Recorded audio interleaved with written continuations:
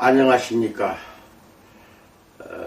우리는 믿음이란 말, 신앙이라는 말을 섞어서 혼동스럽게 사용합니다만은 여러분이 예수님을 믿는 그 믿음은 반드시 삶에서 나타나야 되는데 삶에서 잘 나타나는 그런 상황을 우리는 신앙이 좋다, 나쁘다 이렇게 이야기합니다.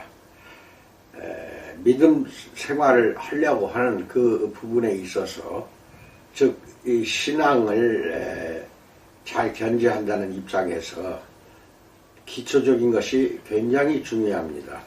그래서 요 며칠간 기초를 다지기 위해서 말씀을 드리고 있습니다. 오늘은 거짓말에서 벗어나 보자는 겁니다. 식후 30분 이내에 수영하면 안 된다. 왜요? 경련이 일어날 수 있단다. 물에 빠져 죽을 수도 있어. 어머니는 내게 늘 이렇게 말했다. 당신의 어머니도 똑같이 말하지 않았을까 싶다. 어머니들은 자녀를 사랑하니까 보호하고 싶고 그래서 식후 30분 안에는 수영을 하지 말라고 했던 것이다. 대부분 어린 시절에 이런 규칙이 있었을 것이다. 훌륭한 지혜이다. 사실이 그렇지 않다는 것만 빼고는 말이다. 이것은 전혀 사실이 아니다. 식후 수영이 경련을 일으키는 것은 아니다. 어머니는 좋은 뜻으로 말씀하셨지만 이것을 말하는 좋은 방식이란 없다. 그러나 어머니는 거짓말을 했다. 예화를 가지고 살펴보겠습니다. 당신이 아직 확신하지 못하는 것 같지만 진실은 이것이 유일한 거짓말이 아니었다는 것입니다. 풍선껌은 삼켜도 괜찮다. 그러면 당신은 이렇게 항변한다. 껌이 내 몸속에 여러 달, 어쩌면 여러 해 그대로 남아있을 거예요. 소화하는데 7년이 걸릴 수도 있다고요. 당신은 지금까지 거짓말을 들었습니다. 껌은 입으로 들어간 다음 음식물들처럼 몸속을 통과합니다. 받아들이기 쉽지 않다는 것은 이해합니다. 진실이 나를 자유하게 한 뒤에도 나는 어쩌다 껌을 삼키게 되면 여전히 불안합니다. 교회에서 성찬식을 한다거나 다른 선택이 없을 때처럼 말입니다.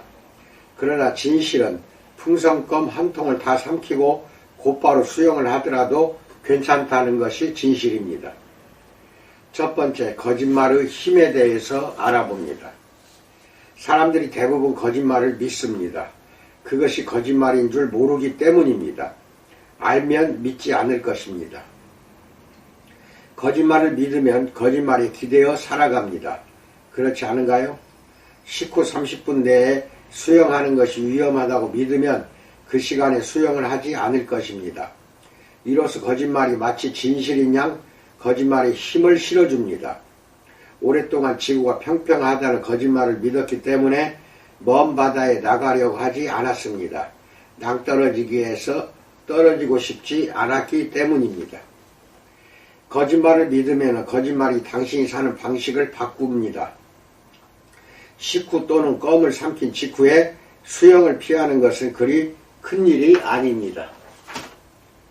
그러나 더 심각한 거짓말을 믿는다면 어떻게 되겠습니까? 텔레비전을 가까이에서 보면 시력이 나빠진다는 거짓말을 믿는 것과 다음과 같은 거짓말을 믿는 것은 사뭇 다릅니다. 너는 결코 충분히 선해질 수 없어. 너는 실수를 너무 많이 했어. 너는 절대로 멈출 수 없어. 하나님은 너한테 신경도 안 쓰셔. 아무도 너한테 신경을 안 써. 이런 거짓말을 우리가 믿으면 어떻게 될까요? 우리가 이런 거짓말을 믿는다면 우리의 삶에서 이런 거짓말에 엄청난 힘을 실어주게 됩니다. 어떤 거짓말을 참이라고 믿을 때 실제로 참일 때와 같은 힘을 부여하기 때문입니다. 이런 거짓말을 믿으면 계속 나아가기가 어렵고 이내 포기하고 싶어집니다.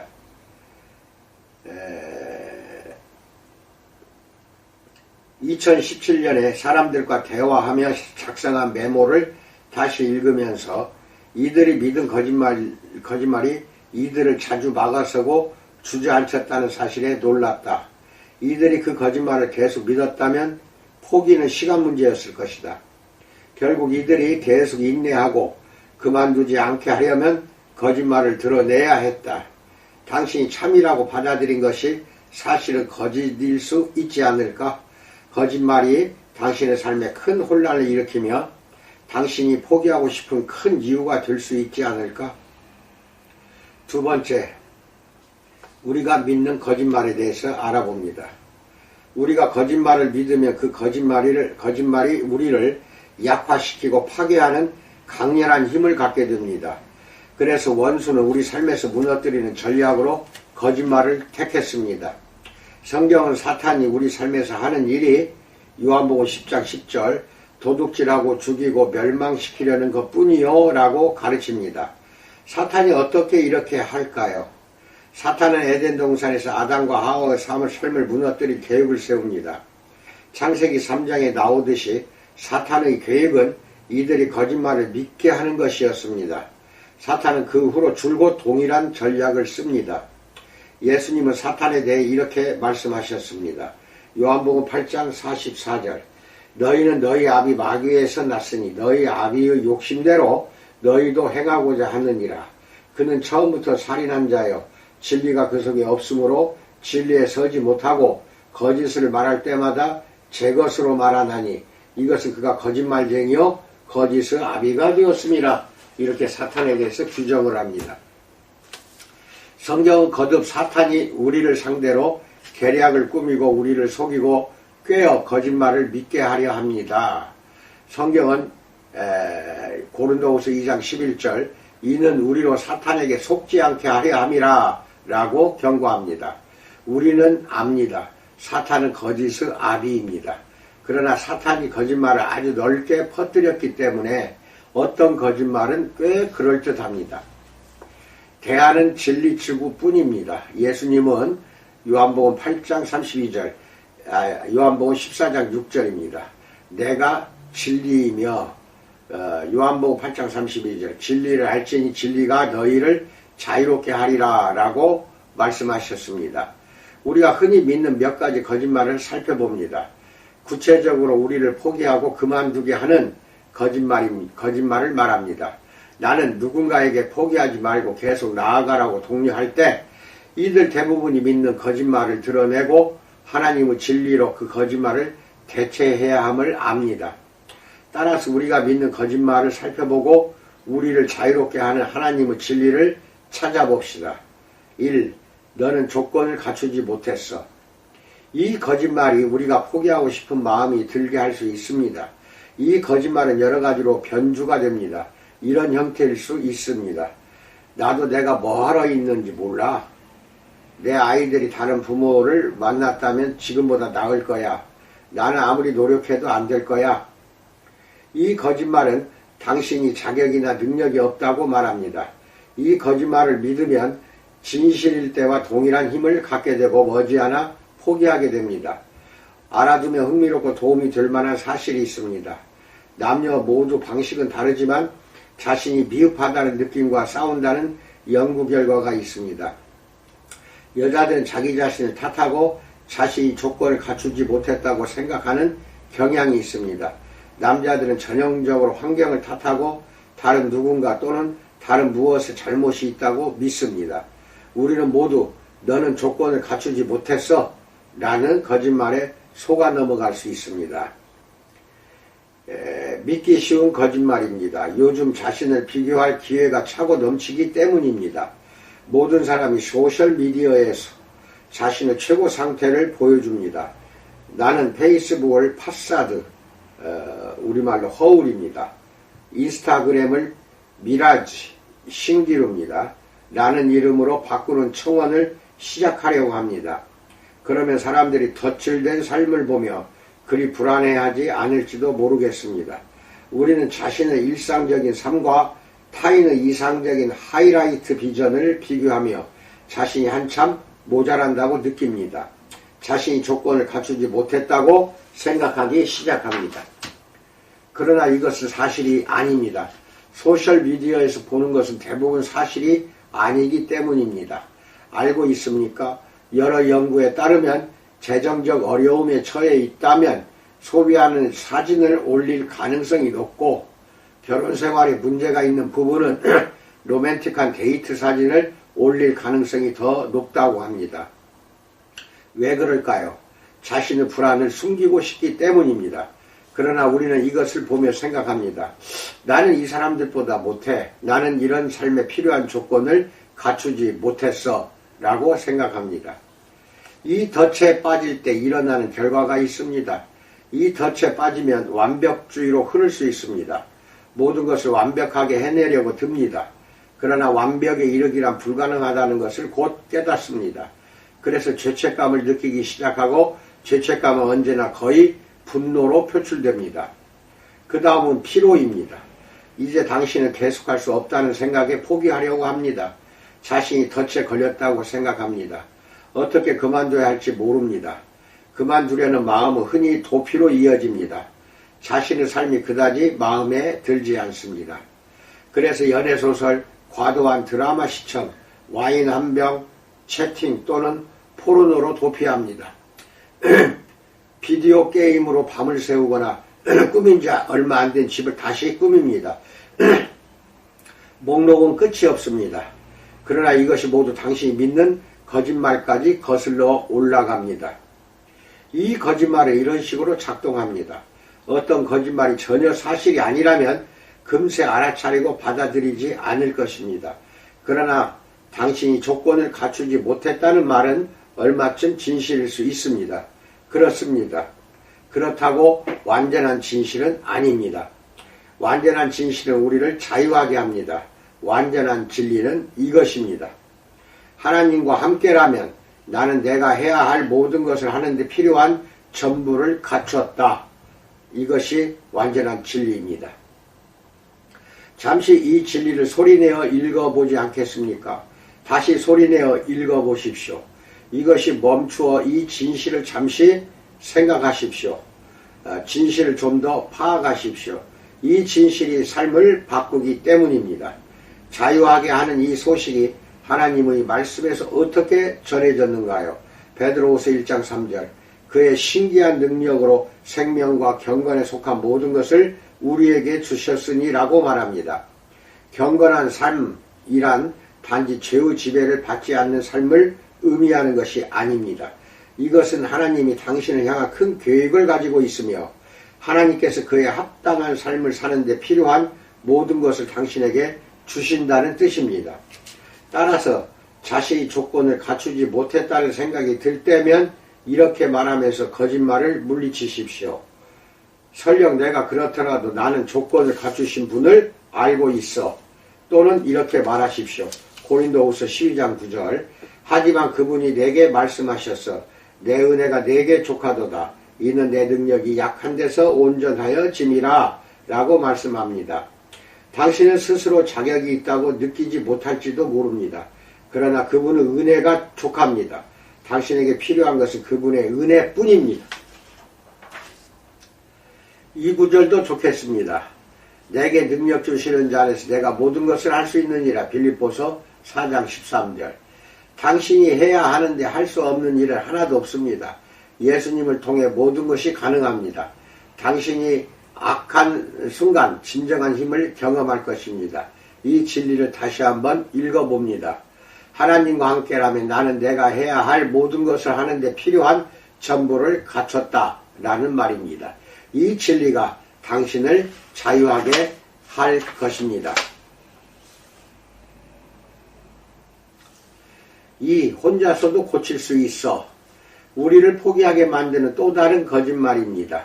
너는 조건을 갖추지 못했어 라는 거짓말의 반대편으로 너무 멀리 가면 그거 너 혼자 고칠 수 있어 라는 거짓말의 세계에 다다릅니다. 첫 번째와 정반대이지만 그래도 거짓말입니다. 교만의 거짓말입니다. 이 거짓말을 믿으면 이렇게 됩니다. 도움이 필요할 때에도 도움을 구하지 않는다. 자신의 실수와 약점을 고치려면 드러내야 하는데 이것들을 숨긴다. 하나님이 필요 없다고 생각한다. 이렇게 결론이 되게 지어집니다. 그거 너 혼자 고칠 수 있어 라는 말에서 고쳐야 할 그것은 사람일 수도 있습니다. 당신이 고치려는 사람이 배우자일 수 있습니다. 당신은 그것을 고치는 것이 자신의 일이라고 생각합니다. 또는 자신이 몇몇 그것들을 키운다고 생각할 수도 있습니다.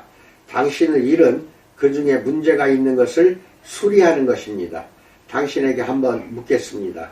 당신이 사람들을 고치려 한다면 그 일이 당신에게 어떻게 작용하는가요?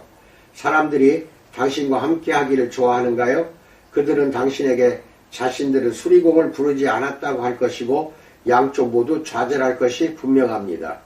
또는 당신이 고치려는 그것이 자기 자신일 수도 있습니다. 이것이 가장 일반적입니다.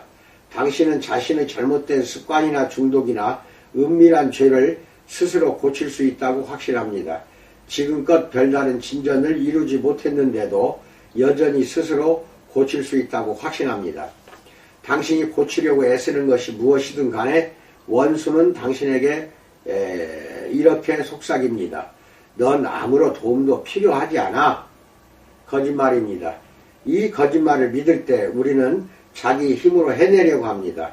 결과는 참담하고 포기하고 싶은 마음뿐입니다.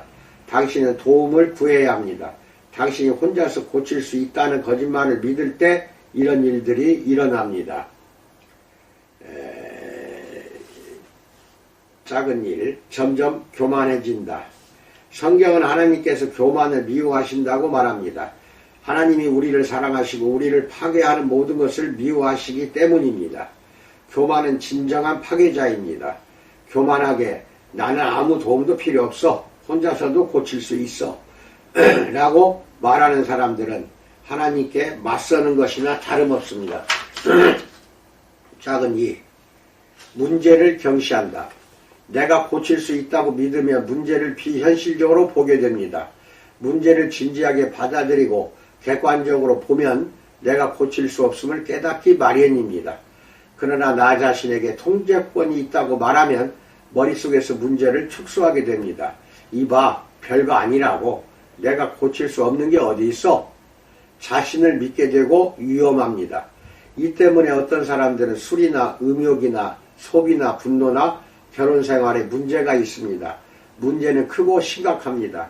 절대 사라지지 않습니다. 왜일까요? 나 자신에게 그 문제를 혼자서 고칠 수 있다고 말함으로써 문제를 축소했기 때문입니다. 내가 원하면 언제든 그만둘 수 있어. 이거 큰 교만이죠. 작은 3. 친밀함을 앗아간다. 누군가에게 어려움을 털어놓고 도움을 구할 때 관계가 깊어집니다. 그러나 나 혼자서 고칠 수 있다는 거짓말을 믿으면 누구에게도 도움을 구하려 하지 않고 누구와도 더 가까워지려고 하지 않습니다. 스스로 나는 그 누구도 필요 없다고 말합니다. 누군가에게 내가 고칠 수 없다고 하려면 자신의 약점을 드러내야 합니다. 나는 이것을 결혼생활 초기에 경험했습니다. 미국 목사 이야기예요.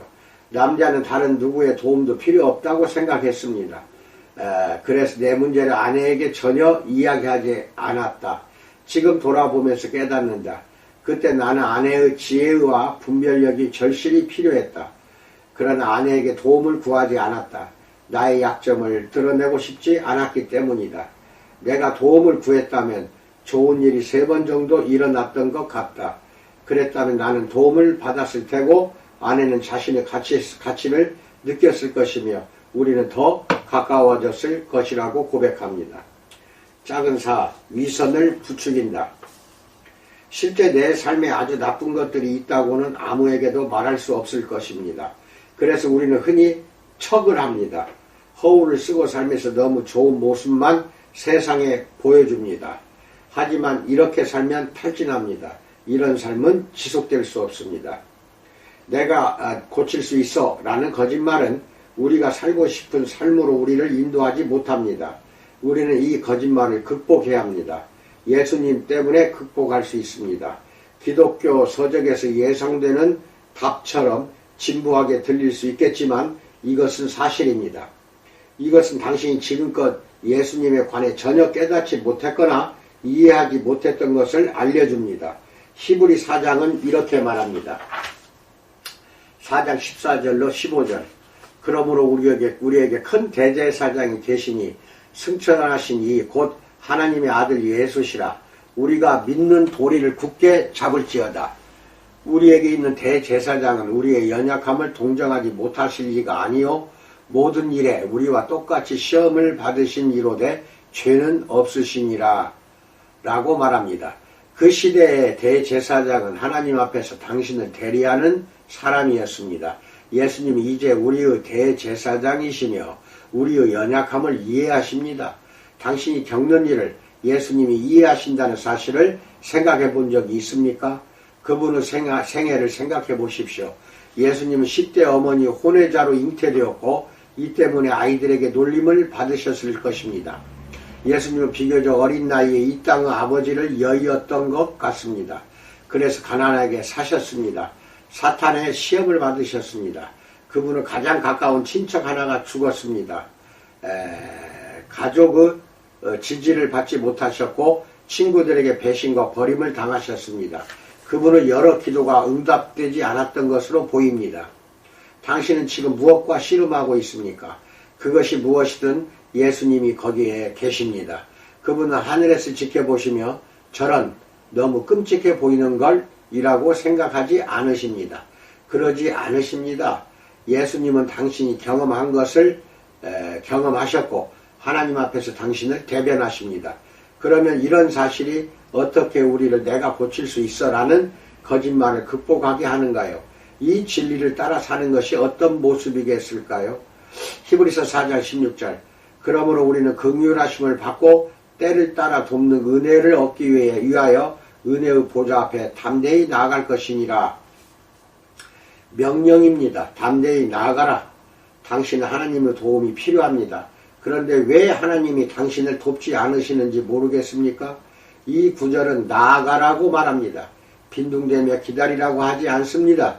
당신이 그분에게 담대히 나아가야 합니다. 그렇습니다. 그분이 주님이십니다. 주님이 모든 것을 창조하셨습니다. 그러나 당신은 마치 그곳이 자신의 자리인 양 그분 앞에 당당하게 나아가야 합니다. 예수님이 하신 말씀처럼 도움이 필요할 때 그분에게 담대히 나아가십시오.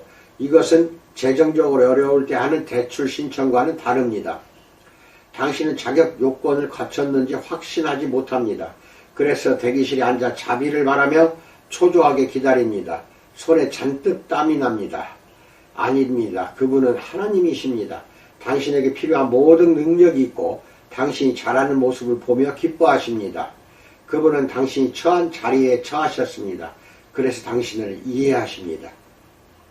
그분이 당신을 위하십니다. 그래서 당신은 그분을 온전히 신뢰할 수 있습니다. 당신의 약점을 그분에게 드러내고 그분을 당신의 상황에 초대할 때 그분이 당신의 상황을 해결하실 것입니다. 포기하고 싶을 때 이 진리를 자신에게 말하십시오. 하나님께 담대히 나아가 필요한 모든 도움을 얻을 수 있는데 왜 스스로 고치려고 하는가? 당신은 자신의 모든 문제를 그분께 가져갈 수 있습니다. 당신의 싸움을 이해하고 당신을 도울 능력과 뜻이 있는 대제사장이 계시기 때문입니다. 여기까지 강의를 하고 두 번째로 또 오후에 이어집니다. 사랑하는 이 영상을 보시는 모든 분들, 거짓말도 우리가 흔히 말하는 그런 거짓말이 아닌 내가 스스로 하도록 만드는 것도 거짓말이고 자격이 충분한데도 자격이 없다고 말하는 것도 거짓말이고 이런 것들은 사탄의 고고임에 넘어간 것입니다. 사탄은 거짓의 아비이기 때문에 우리와 하나님 사이가 멀어지게 하는 것이라면 수단 방법을 가리지 않고 거짓말로 우리를 하나님과 멀어지게 만듭니다. 이것이 우리의 큰 약점이니까 늘 기도와 간구로 하나님께 아뢰면서 삶을 살아가시기 바랍니다. 이상입니다. 늘 코로나 같은 이런 위험에서 지켜주시라고 기도드리겠습니다. 감사합니다.